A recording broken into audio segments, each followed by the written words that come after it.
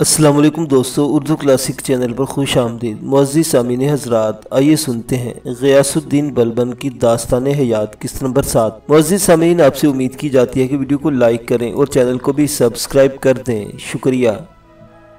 طغا خان کی اصرار پر سلطان مسعود شاہ نے نہ صرف شراب پی بلکہ ایک مغنیہ سے گانا بھی سنا۔ رات گئے تک رقص و سرود کی محفل سجی رہی، اور جب لڑکھڑاتے قدموں اور خمار میں ڈوبی آنکھوں کے ساتھ اپنی خوابگاہ میں داخل ہوا تو دہلی کی سب سے حسین طوائف اس کی منتظر تھی۔ اگلے دن وہ سو کر اٹھا تو اپنی حالت پر حیران تھا اور پریشان بھی، مگر طغا خان اور اس جیسے رفیقوں نے اسے پشیمان ہونے کا موقع نہ دیا۔ اگلی شام غیاث الدین بلبن کی بیٹی خوش بخت بانو کا نکاح ناصر الدین محمود ابن شمس الدین اتمش سے ہو گیا۔ سلطان مسعود شاہ کی بیگم تاج بخت بانو بہن کی شادی کی تیاریوں میں کچھ اس طرح منہمک تھی کہ اسے شوہر کی غلط جانب اٹھتے قدموں کی چاپ تک سنائی نہ دی۔ چند روز بعد ناصر الدین محمود اپنی نئی نویلی دلہن کو لے کر اپنی جاگیر روانہ ہو گیا تھا۔ کچھ روز ٹھہر کر غیاث الدین بلبن بھی اپنی جاگیر پر چلا گیا تھا۔ وہ اپنے بیٹوں کی سپاہگری کی تربیت میں مصروف تھا۔ اس کی خواہش تھی کہ اس کے بیٹے جرری سپاہی اور قابل سپہ سالار ثابت ہوں۔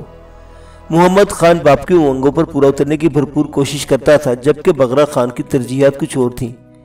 وہ ایک آرام دہ اور پرسکون زندگی کا خواہاں تھا۔ اسے طاقت و اقتدار، جنگ و جدال اور خنجر و تلوار سے کوئی رغبت نہ تھی۔ وہ ساغر و مینا کا دل دادا، رقص و سرود کا رسیہ اور حسن و شراب کا گرویدہ تھا، مگر باپ کے ڈر سے وہ سب کچھ اپنے گھر میں کرنے سے قاصر تھا۔ جبکہ محمد خان اپنے چھوٹے بھائی کے بالکل برعکس تھا۔ وہ ایک نیک بہادر، تلوار کا دھنی اور شجاع انسان تھا۔ بلبن کو اپنے اس بیٹے سے بے اندازہ محبت تھی اور اس کے مستقبل سے بہت زیادہ پر امید تھا۔ کچھ عرصے بعد اپنی جاگیر پر اپنے بیٹوں کو چھوڑ کر بلبن دہلی چلا گیا۔ امیر حاجب ہونے کے بعد دارالسلطنت میں اس کی موجودگی ضروری تھی، سب اس نے اپنی پوری توجہ اپنی نئی ذمہ داری نبھانے پر مبذول کر دی تھی۔ جلدی اسے احساس ہو گیا کہ نوجوان اور ناتجربہ کار سلطان کے گرد بدعتوار اور خود غرض لوگوں نے ڈیرے جما لیے ہیں۔ سلطان ان عیاش اور بدقماش لوگوں کے رنگ میں رنگ گیا ہے۔ اب اسے سلطنت کی پرواہ تھی، نہ اپنے خاندانی وقار کی۔ سر شام اس کے ایوان خاص میں مے کی سرائیاں کھنکتی، ساغر چھلکتے، جام پر جام لنڈھائے جاتے، ساز و آواز اور رقص و سرود کی محفلیں سجتی، بھانڈ اور مسخرے بھونڈے چٹکلے سناتے اور سلطان کی عیاش تباہ ہم نوالو ہم پیالہ گلا پھاڑ پھاڑ کر کہکے لگاتے۔ سلطان کا لحاظ باقی نہ رہا تھا، نہ محفل خاص کا احترام۔ سلطان کی بدلتی خصلت اور تبدیل ہوتی حالت کا عوام پر بھی اثر ہوا تھا۔ قانون کا احترام ختم ہوتا جا رہا تھا۔ سرکاری اہلکار رشوت اور بدعنوانی کا شکار ہونے لگے تھے۔ چوری چکاری، لوٹ مار اور ڈاکہ زنی عام ہو گئی تھی۔ مہنگائی دن بدن بڑھتی جا رہی تھی۔ عام آدمی کی زندگی اجیرن ہو کر رہ گئی تھی۔ رائے کی جان محفوظ تھی، نہ عزت و مال۔ لوگ اس بد سے بدتر ہوتی صورتحال سے پریشان تھے۔ اس صورتحال میں لائق اور سلطنت کے وفادار عمرہ سخت پریشانی کا شکار تھے۔ سب کی نگاہیں غیاث الدین بلبن پر لگی ہوئی تھی۔ بلبن بھی اس صورتحال سے متفکر تھا اور رات دن حالات کو قابو میں کرنے کی تدابیر پر غور کرنے میں مصروف تھا۔ اس شام وہ سلطان سے ملنے اس کے ایوان خاص کی جانب جا رہا تھا کہ راہداری میں اس کی ملاقات اپنی چہیتی بیٹی تاج بخت سے ہو گئی۔ علاؤالدین مسعود نے تاج بخت سے اپنی پسند اور چاہت سے شادی کی تھی۔ وہ اس سے بے پناہ محبت کرتا تھا، مگر سلطان بننے کے کچھ ہی عرصے بعد اس کی چاہت بے نیازی اور بے اتنائی میں تبدیل ہو گئی تھی۔ اسے اپنی خوابگاہ الگ کر لی تھی اور اب کبھی کبھاری تاج بخت کو ملاقات کا اشارہ بخشتا تھا۔ اس شام دل کے ہاتھوں مجبور ہو کر تاج بخت شوہر کے ایوان خاص میں چلی گئی تھی اور وہاں کا منظر دیکھ کے اس کا ننھا سا دل کرچی کرچی ہو گیا تھا۔ پلکیں نم ہو گئی تھی۔ وہ شکستہ قدموں اور دل گرفتہ کے ساتھ واپس آ رہی تھی کہ اس کی ملاقات اپنے پیارے بابا غیاث الدین بلبن سے ہو گئی۔ بابا آپ، اس نے باپ سے آنسو چھپاتے اور آنکھیں چراتے ہوئے سوال کیا، آپ اس وقت آئیے نشست گاہ میں بیٹھتے ہیں۔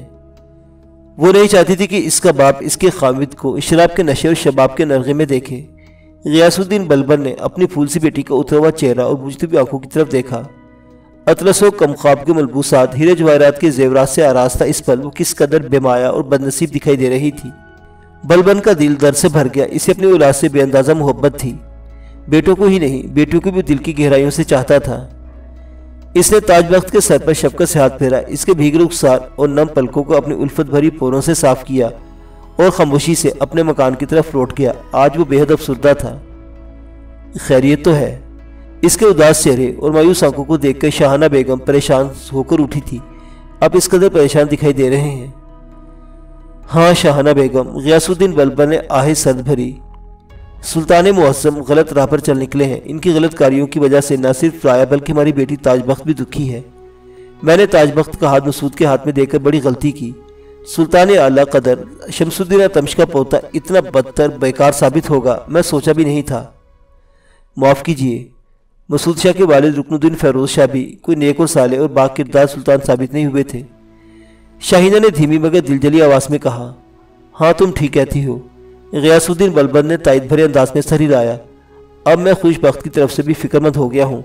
भतीजा यहाँ ये गुल खिला रहा है तो खुदा जाने वहाँ नासिरुद्दीन हमारी बेटी के साथ क्या सलूक कर रहा होगा। नासिरुद्दीन महमूद अपने वालिद सुल्तान तमश की तरह नेक और मुत्तकी इंसान है। मुझे उम्मीद है कि हमारी बेटी इसके साथ बहुत खुश होगी।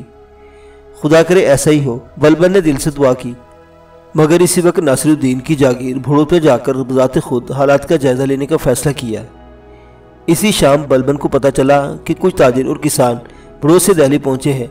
बलबन ने फौरी तौर पर इनसे मुलाकात का फैसला किया और एक काम से ताजिर का भेस बदल कर वो अपने भाई शीज़ खान के साथ इनसे मिलने जा पहुंचा। आप लोग भोड़ से आए हैं? शीज़ खान ने नरम आवाज़ में सवाल किया। सुना हुआ सुल्तान तमश का छोटा बेटा नासिरुद्दीन महमूद तैनात है, वहाँ के हालात कैसे हैं? अल्लाह का बड़ा करम है। उधेड़ उम्र किसान ने आसूदा अंदाज में दोनों हाथ ऊपर उठाकर मुतमईन लहजे में जवाब दिया। सुल्तान ज़्यादा बहुत नेक और अच्छा इंसान है। इनके आते ही शहर के हालात बदल गए हैं। हर तरफ अमन व अमान और सुख चैन है। वो जागीर की सारी आमदनी अवाम की भलाई और बेहतरी पर सर्फ कर देते हैं और अपने ख़ानदान के असराफ के लिए कलामुल्लाह की किताबत करके आमदन पैदा करते हैं। क्या वाकई? बलबन ने हैरत से पूछा। शराब व शबाब, रक़्स व सुरूद, नगमा व साज, ये सब चीज़ें सुल्तानज़ादे की ज़िंदगी का हिस्सा नहीं है क्या? माज़ अल्लाह। दूसरे शख्स ने कानों को हाथ लगाते हुए कहा।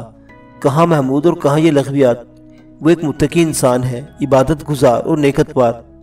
भड़ोज के ताजरों की बातें सुनकर बलबन को हैरत भरी मुसरत हासिल हुई। दिल को किसी कदर करार नसीब हुआ था, मगर इसके बावजूद इसने वहाँ जाकर हालात का अपनी नज़रों से मुआयना करने का इरादा तर्क नहीं किया। वो जल्दी भड़ोज पहुँच गया। इसका चचाजाद भाई शीज़ खान इस सफ़र में इसका हमरिकाब था।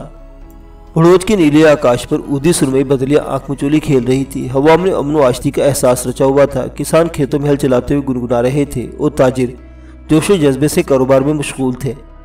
दुकानें सामान से भरी पड़ी थी और बाजार में खरीदारों का अज़दहाम था। फल, सब्ज़ी और दीगर अशिया का ढेर लगा था। हर तरफ खुशहाली और आसूदगी का राज था।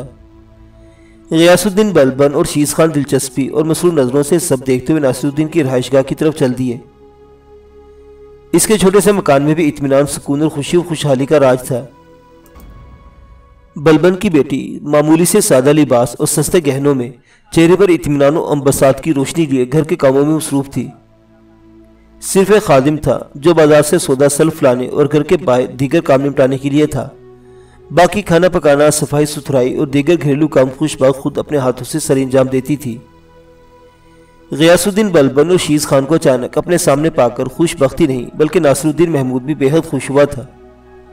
आपको अचानक अपने सामने पाकर खुशी हुई, इज्जत बख्शने के लिए बेहद शुक्रिया।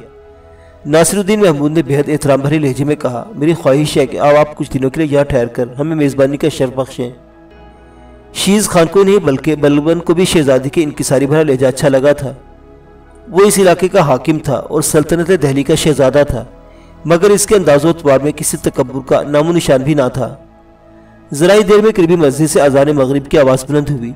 नासिरुद्दीन फौरी तौर पर नमाज के उठ खड़ा हुआ। बलबन और शीज़ खान भी इसके साथ मस्जिद जाने के लिए चल पड़े थे। एक रात और एक दिन बेटी के दामाद के घर में काम करने के बाद बलबन अपने घर वापस जाने के लिए रवाना हो गया। चलते चलते एक झील के किनारे पहुंचे। गहरे और उसी झील में हल्की हल्की मौजें धीमे सुरों में गुनगुनाती महसूस हो रही थी। वज्र और कश्तियां सतह आप पर बगलों की तरह सर उठाए सुबह रफ्तारी से महवे सफर थी। दूर मछली पकड़ने वाले मछेरे अपनी कश्तियों पर जाल थामे ऊंचे सुरों में गीत गा रहे थे। हवा के दोष पर इनके मीठे और मुदर गीत कभी कभी साहिल पर मौजूद लोगों की समाज से टकराते थे तो आपसे आप लोगों पर दिल अफरोज तबस्सुम बिखर जाता था। यह सब किस कदर दिलनवाज और तस्कीन आमेज था।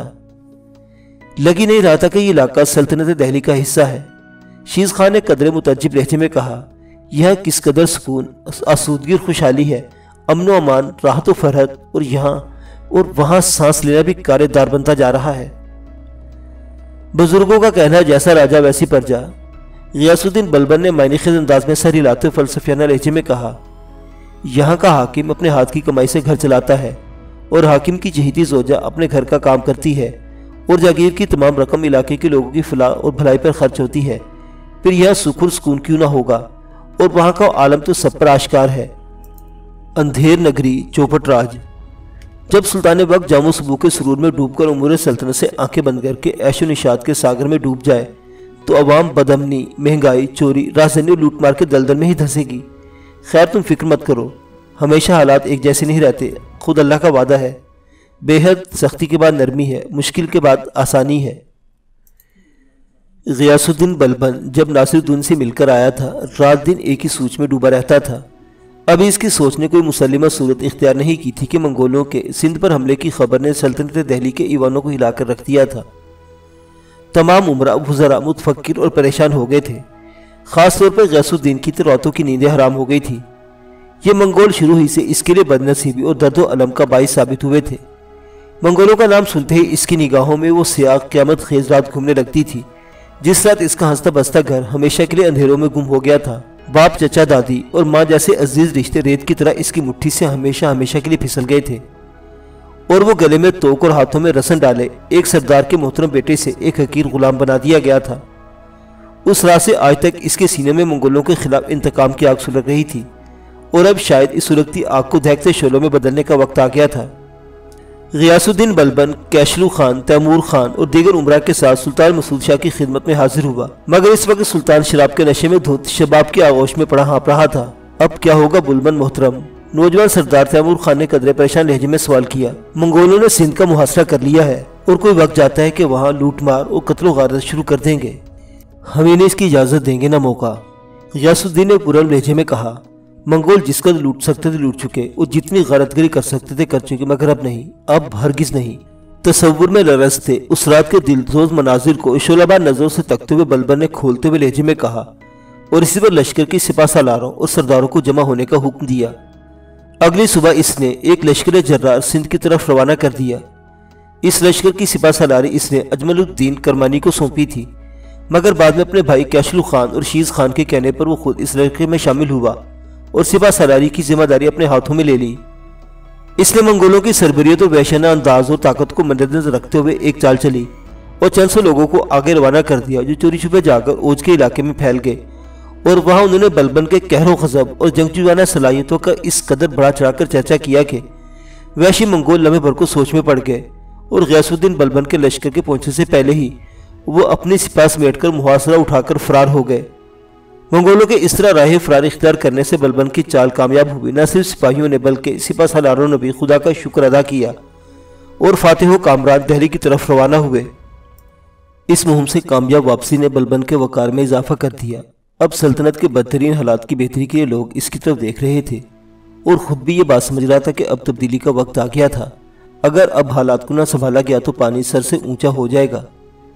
सो इस रात बलबन ने ख्वानीन चहलगान को अपने मकान पर मदू किया। दिल्ली के मुकद्दर की तरह शब दजूर शहर पर साया फिगन थी। हवाओं में अजब सी उदासी रची हुई थी। दिलो दीवार से मायूसी टपक रही थी। ख्वानीन के चेहरे उतरे हुए थे और आंखें बुझी हुई थी। ईवान में जलती शमों के बावजूद हर समत एक करब अंगेज तारीकी का एहसास बिखरा हुआ था। इस शब इस इजलास में तय कर लिया गया कि आइंदा का लाहेअमल क्या होगा। आप शायद इस बात को नज़रअंदाज कर रहे हैं कि अलाउद्दीन मसूद शाह कोई गैर नहीं, हमारी बेटी का खामिद है और इसे बरसर इख्तियार लाने में आप ही का हाथ था। बलबन की शरीके याद रबिया बेगम ने दबेले लहजे और धीमी आवाज़ में भतीजे की वकालत करने की कोशिश की। बड़ी अम्मी ठीक फरमा रही हैं। इसके छोटे बेटे बगरा खान ने सुतीली माँ की बात से इत्तफाक करते हुए धीमे लहजे में अपनी राय का इजहार किया। सुल्तान मसूद शाह को तख्तो ताज से महरूम करने के बजाय तंबीह की जा सकती है, इन्हें समझाया जा सकता है। तुम क्या कहते हो मोहम्मद खान? बलबन ने अपने चहीते और लायक बेटे की तरफ सवाल नजरों से देखा। आप हमसे ज्यादा बेहतर समझ सकते हैं, मोहम्मद खान ने मुअद्दिबाना लहजे में जवाब दिया। मगर हकीकत यह है कि हालात बद से बदतर होते जा रहे हैं। कोई बेहतर तब्दीली अब नागुज़ीर हो चुकी है।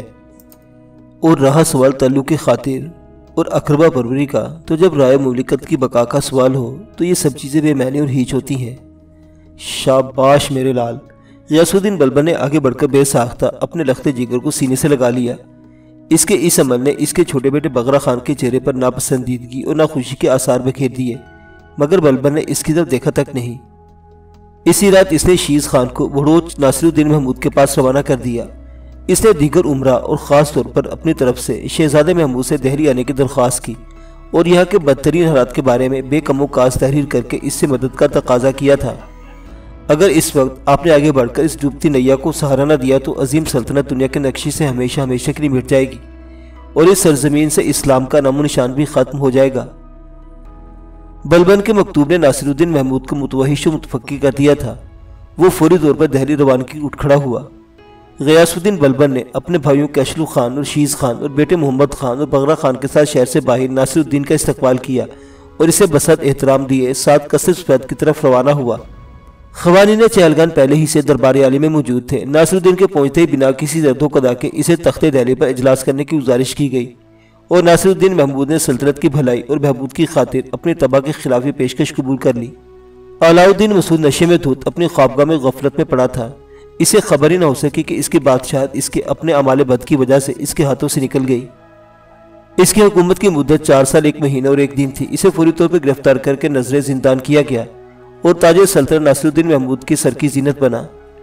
سلطان شمس الدین التمش کا چھوٹا بیٹا ناصر الدین محمود، جس کا نام سلطان التمش نے اپنے بڑے اور بے حد عزیز بیٹے ناصر الدین محمود کے نام پر رکھا تھا، جس نے عالم شباب میں لکھنوتی میں وفات پائی تھی۔ مرحوم بیٹے کی محبت و شفقت سے مجبور ہو کر سلطان نے اپنے نومولود بیٹے کو اسی کے نام سے نوازا تھا اور اسے اپنے بیٹے کی تعلیم و تربیت پر خصوصی توجہ دی تھی۔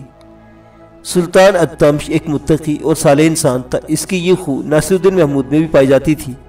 وہ اپنے عظیم باپ کی طرح عادل اور منصف تھا۔ وہ بہادر اور جری تھا۔ اس نے جاگیر بڑوچ کے انتظام سے ثابت کر دیا تھا کہ اس کے اندر نظم و نسق چلانے کی صلاحیت بدرجہ عطا موجود ہے۔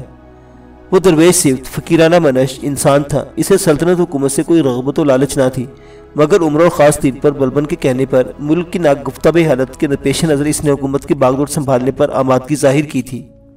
اجالوں سے ڈھلی، انوار سے سجی وہ رات بھی عجب رات تھی۔ تاریکی کے بدن سے روشنی جنم لیتی محسوس ہو رہی تھی۔ ہواؤں میں خوش آمدید اور مرحبا کی سرگوشیاں سنائی دے رہی تھی۔ فضا میں مسرت و انبساط کے رنگ گھلے ہوئے تھے۔ گزرتے وقت کا ہر لمحہ آنے والے اچھے وقت کی نوید دے رہا تھا۔ قصر سفید میں دربار شاہی میں ناصر الدین محمود اپنے پدر معظم سلطان شمس الدین التمش کی تخت پر جلوہ افروز تھا۔ دستور کے مطابق عمرہ و وزراء نے کورنش پیش کر کے مبارکباد پیش کی اور سلطان کو تحفے نذرانے دیے گئے۔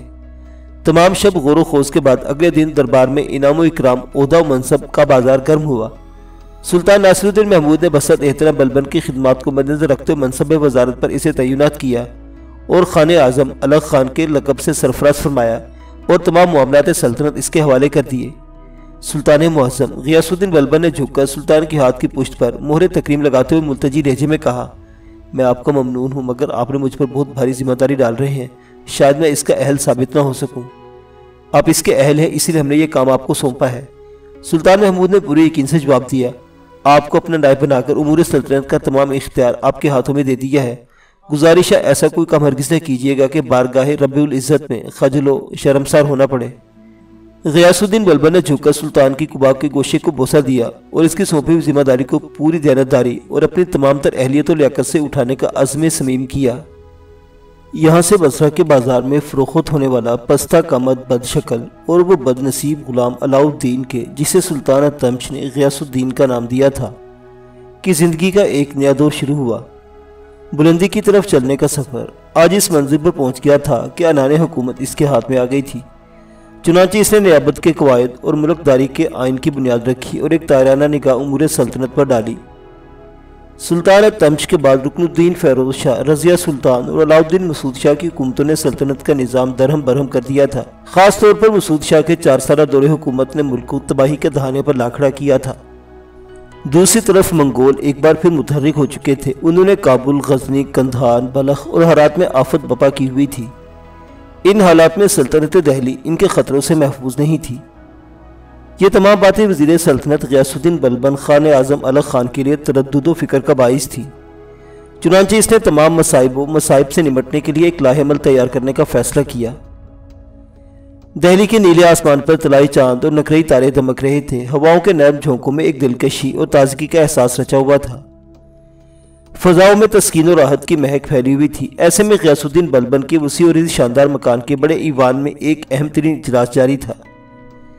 اس مجلس خوانین چہلگان کے ساتھ دیگر عمرہ اور عمائدین شہر اور اس کے دونوں صاحبزادے بھی موجود تھے۔ بلبن نے کچھ عرصہ قبل ہی 3 عالی شان اور پرشکو مکان تعمیر کروائے تھے۔ 2 مکان اس نے اپنے دونوں بیٹوں محمد خان اور بغرا خان کو تحفتاً دے دیے تھے اور تیسرے مکان میں اس نے خود رہائش اختیار کی تھی۔ اس وقت اسی مکان کی وسیع ایوان میں تمام عمائدین جمع تھے۔ اس کا بڑا بیٹا محمد خان بھی نہایت ذوق و شوق سے اس مجلس میں شریک تھا، جبکہ چھوٹے بیٹا بغرا خان نے اس بے رنگ و بے مزہ تقریب میں شرکت کرنے کی ضرورت محسوس نہ کی تھی۔ بلبن کے دونوں بیٹے ایک دوسرے کی عادات و خصلات میں ضد تھے۔ محمد خان کے مکان میں علماء، فضل و مشائخ مجتمع ہوتے تھے۔ بڑے سپہ سالاروں، خنجر زن اور تلوار کے دھنی لوگوں کی بیٹھک لگتی تھی۔ محمد خان بذات خود عالم و دانا، شجاع و دلیر اور میدان حرب کا رسیا تھا اور اسی طرح کے لوگوں کو پسند کرتا تھا، جبکہ ارباب نشاط اور اہل ساز و عشرت قصہ خواں، خوشطبع ظریف اور ماہرین چنگ و رباب بغرا خان کے مکان میں بزم آراستہ کرتے تھے اور غم آئینہ خاطر کے چہرے سے ہنر و مشاقی سے زنگ رنج و علم، فکر و تردد دور کرتے تھے۔ اس طرح ان دونوں بھائیوں کے احباب و رفیق بھی یہی شیوہ اختیار کرتے تھے۔ باپ کا پیغام ملتا ہی محمد خان اس اہم مجلس میں حاضر ہوا، جبکہ بغرا خان نے اس دعوت کو در خود اتنا نہ سمجھا۔ اس وقت بلبن کے ایوان خاص میں تمام اہم اور خاص لوگ جمع ہو چکے تھے اور سب غیاث الدین بلبن کی طرف سوالیہ نظروں سے دیکھ رہے تھے۔ آپ سب کی آنکھوں سے جھانکتا یہ سوال کہ آخر میں نے اس وقت یہ اجلاس کیوں طلب کیا ہے، مجھے اس سوال کا جواب دینے پر اکسا رہا ہے کہ دراصل میں آپ سب اعلیٰ دماغ، ذہین اور دانا لوگوں کے ساتھ مل کر ملک عزیز کو درپیش مصائب و مسائل کا حل تلاش کرنے کا متمنی ہوں۔ پھر بلبن نے سب سے بڑے درپیش خطرے یعنی منگولوں کے حملہ آور ہونے کے بارے میں اظہار خیال کیا۔ سبھی لوگ مل کر سر جوڑ کر اس اہم ترین مسئلے کے حل کی تلاش میں مشغول ہو گئے تھے۔ اگر آپ بزرگان صاحبان مجھے اجازت مرحمت فرمائے تو میں کچھ عرض کروں۔ تمام باتیں سننے اور صلاح مشوروں پر غور کرنے کے بعد جب تمام افراد اپنی آراء سے آگاہ کر رہے تھے تو بلبن کے بیٹے محمد خان نے قدرے ہچکچاہٹ بھرے لہجے میں کہا، آپ سب لوگوں کی موجودگی میں میری رائے چھوٹا منہ بڑی بات محسوس ہوگی، مگر پھر بھی میں کچھ عرض کرنا چاہتا ہوں۔ محفل کے بزرگ ترکان ارسلان خان نے اپنی عمر رسیدہ اور جہادیدہ نظروں سے نوجوان وزیرزادے کی طرف دیکھا۔ اس کے چہرے کے تاثرات سے پتہ چل رہا تھا کہ اسے محمد خان کا مؤدب و مہذب لہجہ اچھا لگا تھا۔ بولو صاحب زادے، تم کیا کہنا چاہتے ہو؟ اس نے گھمبیر مگر نرم لہجے میں پوچھا۔ میرا خیال ہے کہ ملکی دفاع کے لیے تمام سرحدی علاقوں پنجاب، ملتان، سندھ کو مستحکم بنانے کے لیے ایک صوبہ بنا دیا جائے اور منگولوں کے حملوں سے روک تھام، مقابلہ اور انسداد کے لیے ایک مستقل فوج متعین کر دی جائے۔ غیاث الدین بلبن کی نگاہیں اپنے چہیتے بیٹے کے چہرے پر جمی تھی۔ جو ہی اس کی بات ختم ہوئی اس کی نگاہوں سے پسندیدگی اور تعریف و تحسین کا رنگ چھلکنے لگا تھا۔ تمام حاضرین مجلس کو ہی نہیں، خود بلبن کو بھی یہ مشورہ پسند آیا تھا۔ اس سلسلے میں تمہاری کیا رائے ہے شیز خان؟ بلبن نے گہری سوچ میں ڈوبے خاموش بیٹھے اپنے چچا زاد بھائی شیز خان کو مخاطب کر کے پوچھا۔ شیز خان ایک ذہین، بہادر اور دوراندیش اور وفادار انسان تھا اور بلبن اسے نہ صرف پسند کرتا تھا بلکہ اس پر بے حد اعتماد بھی کرتا تھا۔ صاحبزادے محمد خان نے وہی کچھ کہا جو میرے دل میں تھا، اس سے عمدہ اور صاحب رائے کوئی اور ہو ہی نہیں سکتی۔ غیاث الدین بلبن نے اس رائے پر عمل درآمد کا فوری طور پر فیصلہ کر لیا۔ ملتان، پنجاب اور سندھ کو ایک صوبے میں منسلک کر دیا گیا۔ ایک مستقل فوج متعین کر کے وہاں کا انتظام اس نے شیز خان کے حوالے کر دیا۔ اسی محفل میں اس نے شیز خان کو خان معظم کے لقب سے بھی نوازا تھا۔ اسی محفل میں اس نے قاضی منہاج السراج جریانی کو طبقات ناصری لکھنے کی ہدایت کی تھی۔ ایک ایسا بے مثل شاہکار تحریر کیجیے جو نہ صرف سلطان محترم کا نام زندہ رکھے بلکہ رہتی دنیا تک آپ کے نام کو بھی زندہ رکھنے کا باعث بنے۔ بلبن نے مؤدبانہ لہجے اور مشتاق آواز میں منہاج السراج سے جریانی سے گزارش کی تھی اور قاضی جریانی نے دونوں ہاتھ سینے پر رکھ کر قدرے جھکتے ہوئے یہ گزارش قبول کر لی تھی۔ چند ہی دنوں بعد سلطان ناصر الدین محمود بلبن کے اشاروں پر ملتان پر فوج کش ہوا، پھر دریائے چناب کے کنارے پہنچ کر خیمہ انداز ہوا۔ یا اس نے غیاث الدین بلبن کو لشکر کی سپہ سالاری سونپی اور دریائے سندھ کی طرف روانہ کیا۔ دریائے سندھ کے اس پار ساحل کے ساتھ کچھ ایسی بستیاں آباد تھی جو لوگ منگولوں کو راستہ دکھاتے اور ان کے ساتھ مل کر لوٹ مار میں حصہ لیتے تھے۔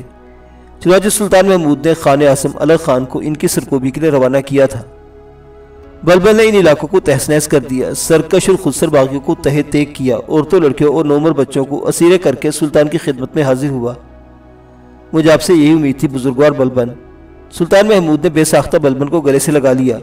یہاں سے سلطان دہلی روانہ ہو گیا جبکہ بلبن ایک اور نیا مارکہ سر کرنے کے لیے وہیں رک گیا۔ سلطان ایبک اور سلطان التمش کے عہد سلطنت سے ایک جماعت عمرہ کہن سال حدود لاہور اور ملتان میں جاگیر رکھتی تھی۔ اتنے طویل عرصے سے وہ اپنے جاگیروں پر جمع رہنے کے باعث ان کے اندر ایک نخوت اور خود پسندی آ گئی تھی۔ گو کہ وہ سلطانہ دہلی کے اطاعت گزار تھے مگر جیسے اطاعت لازم تھی اس سے پہلو تہی کرتے تھے۔ منگول ہمراولوں کے خلاف لشکر دہلی کے ساتھ شامل ہونے سے لیت و لال کرتے تھے اور موقع ملتے ہی منگولوں سے ہم آہنگی کر کے نفاق پھیلاتے تھے۔ خان معظم شیز خان نے تمام حالات سے غیاث الدین بلبن کو مطلع کیا تھا۔ बलबन ने तमाम वाक़यात और हालात को मद्देनज़र रखते हुए इस रात शहर के तमाम उमरा और नवाबीन को तलब किया, मगर इन उम्र रसीद और ज़माने के सर्द व गर्म व चशीदा उमरा और जागीरदारों ने बलबन की खिदमत में हाजिर होना अपनी बुजुर्गी की तौहीन जाना और अज़राए खानापुरी अपने नौजवान लड़कों, नवासों, पोतों को बलबन के हुजूर भेज दिया। ये कैसी जुर्रत है। बलबन इसके इस अमल से गुस्सा हुआ था। मैंने उमरा को हाजिर होने का हुक्म दिया था, फिर ये नौजवान लड़के बाले किसने भेजे गए? वो बुजुर्ग उमरा यहाँ आने में आर महसूस करते हैं। शीज़ खान ने सर झुकाकर धीमी आवाज़ में कहा। वो खुद को इस महफिल और आपसे बालातर समझते हैं और यहाँ आने की जहमत इन्हें गवारा नहीं। ओह अच्छा, बलबन ने तंज भरे अंदाज में कहा और गहरी सोच में डूब गया। अगले ही लम्हे इसने हुक्म सादिर फरमाया कि तमाम कोहन साला उमरा को गिरफ्तार कर लिया जाए, इन्हें पाबूजोला दिल्ली ले जाया जाए। फिर इसने इन तमाम शरपसंद बूढ़ों की जगह इनके जवान साल बेटों और पोतों को इताअत गुजारी के अहद के साथ तय्युनात कर दिया। इससे ये फितना भी हमेशा हमेशा के लिए ख़त्म हो गया। बलबन के हुक्म पर शीज़ खान ने भीड़ा और भटिंडा में नए किले तामीर करवाए और वहाँ मौजूद पुराने किलों की मुरम्मत और मजबूती पर तवज्जो दी।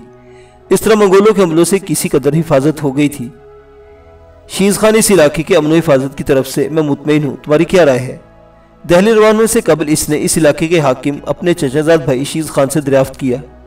शीज़ खान ने आंखें उठाकर बलबन के लश्कर जर्रार की तरफ देखा जो दिल्ली वापस जाने के लिए तैयार खड़ा था। लश्कर के साथ सैकड़ों बूढ़े जागीरदार और अमीर थे। इनके हाथ बंधे हुए और सर झुके हुए थे। ये ऐबक और तमश के दौर के नवाबीन थे जिन्हें आसूदगी, उम्र रसीदगी और तजर्बाकारी ने शुक्रगुजार और वफादार होने के बजाय खुद सरकश और आमादा पैकार कर दिया था। बलबन ने इन सबको असीर बनाकर अपने साथ दिल्ली ले जाने का फैसला किया, जबकि इनकी जागीरों और इलाकों पर इनके नई पोत को तय्युनात कर दिया था। मैं आपके इस आसन कदम के बारे में अब तक नहीं समझ सका। शीज़ खान ने बूढ़ों की तरफ देखते हुए धीमे लहजे में बलबन से सवाल किया, भला आपने इन्हें मासूल करके जागीरें जब्त करने के बजाय इनकी औलाद को वहाँ क्यों तय्युनात किया? बताता हूँ। बलबन मुदब्बिराना अंदाज में मुस्कुराया। तुमने सिकंदर आजम का नाम तो सुना है ना? अपने सवाल के जवाब में शीज़ खान के इस बात पर सर हिलाने पर बलबन ने धीमी आवाज़ में बात मजीद आगे बढ़ाई। सिकंदर ने अक्सर ममालिक फतह किए और फिर सरजमीन हिंद की तरफ बढ़ने का फैसला किया, मगर उमरा और आयान दौलत ने सिकंदर का साथ देने से आनाकानी से काम लिया। नौजवान हुक्मरान सिकंदर इन उम्र रसीदा बुजुर्गों को अपने साथ चलने और अपना साथ देने पर जब किसी तौर पर आमादा न कर सका तो इसने कासिद अपने उस्ताद मोहतरम फ़लसफ़ी अरस्तू की खिदमत में रवाना किया और इस मुश्किल से साहिब तरीके से निजात की इस्तदा की। कासिद बसत इसरार कहा कि मोहतरम उस्ताद से जवाब लेकर फ़ौरन हाजिर हो। कासिद उस्ताद मोहतरम अरस्तू की खिदमत में हाजिर हुआ और तमाम अहवाल से इन्हें आगाही देकर जवाब का खासकार हुआ। अरस्तू सर झुकाए सारी बातें सुनता रहा, फिर जुबान से एक लफ्ज़ अदा किए बगैर पैगम्बर को अपने साथ लिए अपने बाग में गया, जहाँ कई बागबान पौधों और दरख्तों की आबियारी और देखभाल में मसरूफ़ थे। अरस्तू ने बागबानों को हुक्म दिया कि तमाम सन रसीदा शजर जड़ों से उखाड़ दो और इनकी जगह नए और नोखेज पौधे लगा दो। हुक्म पाते ही बागबानों ने यह काम शुरू कर दिया और देखते देखते तमाम तनावर दरख्त ज़मीन बोस हो चुके थे और इनकी जगह नई पौध लग चुकी थी। इसके बाद अरस्तू ने कासिद को वापस जाने का हुक्म दिया और खुद मकान के अंदर चला गया। कासिद इसके जवाब का मुंतजिर था, मगर इसकी तरफ से कोई जवाब न पाकर वो हैरान परेशान वापस हुआ और तमाम किस्सा सिकंदर के गोशगुजार किया। तमाम बात सुनकर सिकंदर के लोगों पर मुस्कुराहट बिखर गई और अगले ही दिन इसने इन तमाम उम्र रसीदा उमरा को जो सिकंदर के साथ सफ़र और जंग में शरीक होने से इनकारी थे माजूल करके कत्ल करवा दिया और उनकी जगह इनकी आने वाली नस्ल को तय्युनात कर दिया जो सिकंदर का जोश बलबले के साथ साथ देने पर आमादा तैयार थे। कुछ समझे? बलबन मुस्कुराया। जी। शीज़ खान ने झुककर बलबन का हाथ थामकर हाथ की पूंछ पर बोसा देकर अपनी मोहब्बत और अकीदत का इजहार किया और बलबन उछलकर घोड़े की पूंछ पर सवार हुआ और फातह कामरान लश्कर दिल्ली की तरफ रवाना हुआ। ग़ियासुद्दीन बलबन की कामयाबियों ने इसके कई दुश्मन और हासिद पैदा कर दिए थे। इनमें सर फहरिस्त अय्याज़ रिहानी थे जिसे सुल्तान ने वकील सल्तनत तय्युनात किया था। इसके साथ इमादुद्दीन रेहान था जो ग़ियासुद्दीन बलबन की दुश्मनी में पेश था और किसी भी कीमत पर इसके ओजो कमाल को पस्ती तजलील के गढ़ों में धकेलने का मुतमन्नी था। इमादुद्दीन रेहान इब्तदा में एक ख्वाजा सिरा था। अपनी अयारी और चालाकी से इसने वकील सल्तनत अय्याज़ रेहानी से राहो रस्म बढ़ाकर सुल्तान महमूद तक रसाई हासिल कर ली और रात दिन सुल्तान के कान भरने शुरू कर दिए। सुल्तान नासिरुद्दीन महमूद हज़ार खूबियों का मालिक होने के बावजूद एक खामी से मुबर्रा नहीं था और वो खामी थी इसका कच्चे कान का होना। वो बहुत जल्द दूसरों की बातों में आ जाता था। इधर वो सुल्तान के कान भरने में मसरूफ़ थे तो दूसरी तरफ उन्होंने बलबन के भाई कैशलू खान से रब्ता किया जो इस वक्त अमीर हाजिब के ओहदे पर फाइज था। کیشلو خان، تم اپنے بھائی غیاث الدین سے کہیں زیادہ ذہین، محنت کش اور خوبصورت اور وجیح انسان ہو۔ آج وہ جس مقام پر ہے اس کے اصل حقدار تو تم ہو۔ عماد الدین ریحان نے خوشامدانہ لہجے میں کیا۔ کیشلو خان بے ساختہ چونک اٹھا۔ کیا کہہ رہے ہو ریحان؟ کہاں برادر محترم، کہاں میں؟ مجھے تمہاری بات سن کر تعجب سے زیادہ افسوس ہوا۔ عماد الدین ریحان مکر بھرے لہجے میں بولا، تمہارے دل میں اپنے بھائی کا اس قدر احترام ہے، اور ایک وہ ہے کہ تمہارے بجائے شیز خان کو سینے سے لگائے پھرتا ہے۔ کیسی بات کرتے ہو ریحان؟ کیشلو خان کی شفاف پیشانی پر ناگواری کی لکیریں نمایاں ہو گئی۔ شیز خان کوئی غیر نہیں، وہ بھی ہمارا بھائی ہے۔ والد محترم نے جامع شہادت نوش کرتے وقت ہم دونوں کی ذمہ داری برادر محترم غیاث الدین کو سونپی تھی، اور وہ اب تک نہایت دیانتداری اور محبت سے اپنی ذمہ داری نبھا رہے ہیں۔ ان کی نگاہ میں سکے اور چچیرے بھائی میں کوئی فرق نہیں، جبکہ ہونا چاہیے۔ عماد الدین معنی خیز لہجے میں بولا، تم بلبن کے سگے بھائی ہو، اسے تم پر زیادہ مہربان ہونا چاہیے، کیونکہ اس کے اصل وارث تو تم ہی ہو۔ اس کی ہر چیز تمہاری ہے، دولت، عہدہ۔ یہ تم کیا اناپشنا بکے جا رہے ہو؟ کیشلو خان نے بگڑ کر کہا، غیاث الدین بلبن بفضل اللہ تعالیٰ توانا اور دانا بیٹوں کے باپ ہیں، ان کے اصل وارث ان کے بیٹے ہیں، مجھے محبت کے سوا ان سے کچھ نہیں چاہیے۔ عماد الدین ریحان نے معنی خیز نظروں سے ایاز ریحانی کی طرف دیکھا، جو تمام گفتگو کے دوران بالکل خاموش تھا اور نہایت گہری نظروں سے کیشلو خان کی طرف دیکھ رہا تھا۔ کیشلو خان، تم پر آفرین ہے، آخر ریحانی نے تحسین بھرے لہجے میں کہا۔ لیکن ریحان نے جو کچھ کہا اس پر غور کرنا، یہ عہدے، یہ حکومت میراث میں نہیں ملتی۔